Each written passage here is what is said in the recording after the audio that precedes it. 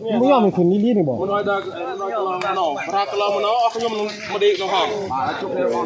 ดีมาดี การจุ่มในความการจุ่มในโรงงานเทียบจัก ดีมาดี การจุ่มโรงงานเทียบจักตาบานนะเลยบอกมัน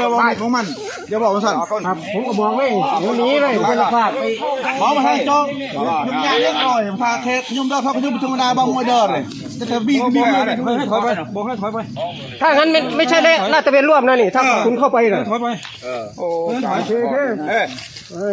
จเย็นบอกให้มันถอยไปไปเอาไปต่อคนวัดสนักยังก็ได้มาบ่าวก่อนโอเคถามว่า เนี่ยเนี่ยตัวคอยทำอ้อยกระลวงพลอนี่มอ รวมแล้วคุณมาอยู่ที่นี่ กระลวงเอาขยมเราวันน้องพังได้สิเนี่ย เราจุกในโรงงานตั้งให้เราจ้ะไม่ได้จุกในเราจ้ะ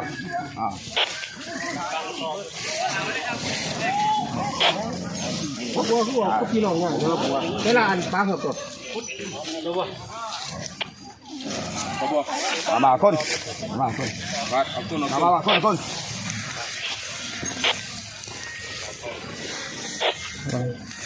50เนี่ยถอดเยอะเนี่ยถอดเยอะโอเคเอาถอดเยอะไป เหมือนถอดมือ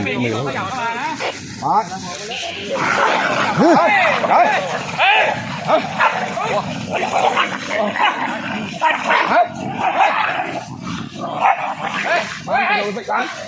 ไป